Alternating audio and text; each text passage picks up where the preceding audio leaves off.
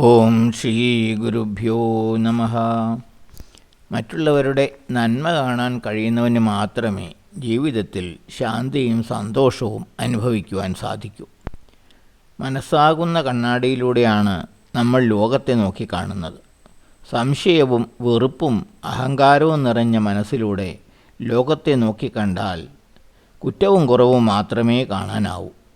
എന്നാൽ സ്നേഹവും വിശ്വാസവും വിനയവും നിറഞ്ഞ മനസ്സോടെ ലോകത്തെ നോക്കിക്കണ്ടാൽ സകലതിലും നന്മ ദർശിക്കുവാൻ സാധിക്കും. കാരണം സ്വന്തം മനസ്സിൻ്റെ തന്നെ പ്രതിഫലനമാണ് നമ്മൾ മറ്റുള്ളവരിൽ കാണുന്നത്. മറ്റുള്ളവരിൽ കുറ്റവും കുറവും കാണുമ്പോൾ ആദ്യം നമ്മുടെ മനസ്സ് തന്നെയാണ് അസ്വസ്ഥമാകുന്നത്. എന്നാൽ മറ്റുള്ളവരിൽ നന്മ കാണാൻ കഴിയുമ്പോൾ നമ്മുടെ മനസ്സാണ് പ്രസന്നമാകുന്നത്. വാസ്തവത്തിൽ എല്ലാവരിലും നന്മ കാണുക എന്നത് മറ്റുള്ളവരെക്കാൾ നമ്മുടെ തന്നെ ആവശ്യമാണ്. മാത്രമല്ല, മറ്റുള്ളവരിലെ നന്മ ദർശിക്കുന്ന ഒരാൾക്ക് വിഷമം പിടിച്ച പ്രശ്നങ്ങളെപ്പോലും അനായാസമായി കൈകാര്യം ചെയ്യുവാൻ സാധിക്കും. നമ്മളിൽ അധികം പേർക്കും ഇന്നുള്ളത് തിന്മ കാണുന്ന മനസ്സാണ്. ഒരാളിൽ 1000 ശരിയുണ്ടെങ്കിലും അത് നമ്മൾ കാണില്ല.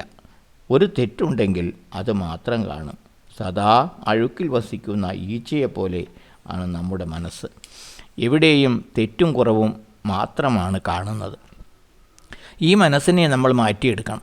ഈ ലോകത്ത് ഒന്നും തന്നെ പൂർണ്ണമായി നല്ലതോ ചീത്തയോ ഇല്ല. എത്ര ദുഷ്ടനെന്ന് പറയുന്ന വ്യക്തിയിലും എന്തെങ്കിലും ഒരു നന്മയുണ്ടാകും. അത് കാണാൻ കഴിയുന്ന ഒരു കണ്ണാണ് നമുക്ക് വേണ്ടത്. നമ്മൾ ക്ഷമയോടെ പരിശ്രമിച്ചാൽ അവരിലെ നന്മയെ തിരിച്ചറിയുവാനും ഉണർത്തിയെടുക്കുവാനും നമുക്ക് സാധിക്കും. എവിടെയും നന്മ ദർശിക്കുവാനുള്ള മനസ്സ് നമ്മിൽ വളർന്നു കഴിയുന്നതോടെ ഈശ്വരകൃപ നമ്മിൽ വന്നു നിറയും. ആ കൃപയാണ് ഏതൊരാളുടെയും ജീവിത വിജയത്തിന് ആധാരം. ഓം ശ്രീ ഗുരുഭ്യോ നമഃ.